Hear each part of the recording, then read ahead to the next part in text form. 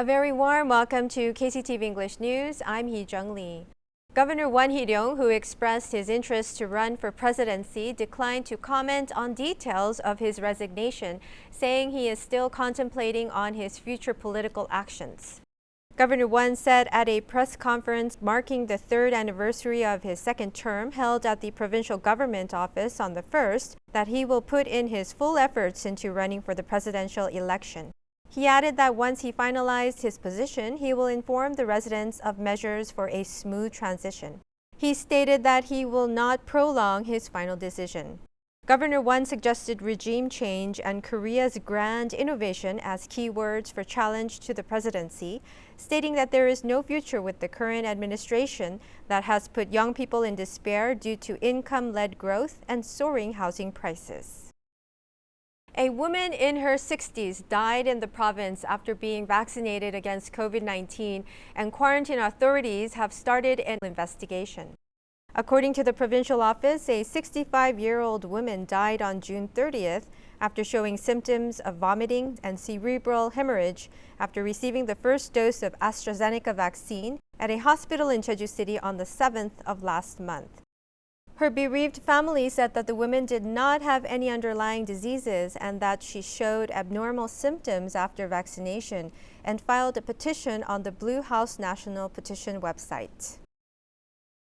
Tapdong Square in Jeju City and nearby walkways have been temporarily closed for the first time in 30 years. Jeju City has decided to do that to prevent the spread of the coronavirus as people eat and drink there. The office is reviewing plans to permanently restrict drinking at the square. Mike Laidman reports. Net walls measuring 1.5 meters high have been installed around Tapdong Square in Jeju City. The area has been temporarily closed. Announcements about the closure are being made every hour between 8 a.m. and midnight. 탑동광장과 테마거리 산책로에 무단으로 진입할 경우 최고 300만 원의 벌금이 부과됩니다. Jeju City has closed Tapdong Square and the walkways nearby to prevent the spread of coronavirus, as these are popular spots for people to gather to eat and drink. This is the first time in 30 years since the area was first reclaimed from the sea that Tapdong Square has been closed. The temporary closure applies to a 1.38-kilometer-long route that includes Tapdong Square itself, the seafood restaurant street, and the breakwater near the Jeju Ramada Plaza Hotel. The areas will remain closed until July 14th, and public workers are making patrols 24 hours a day. Over the next couple weeks, the closed sections and times they are closed will become flexible based on the then current COVID-19 situation. However, as the entrance for the Henya divers cannot be restricted and is available and accessible through an opening in the breakwater, the effectiveness of the closure is being put into question.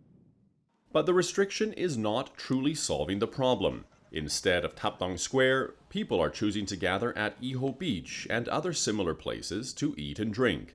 Thus, Jeju City is considering permanently banning drinking at the square. The revised National Health Promotion Act allows local governments to designate no drinking areas and to fine violators. Revisions and new legislation related to laws to designate no drinking areas are expected to be made next year. Mike Laidman, KCTV. Thank you for joining us today at KCTV English News. Be sure to follow us on YouTube at KCTV eNews Jeju and on KCTV's VOD service. Have a great evening.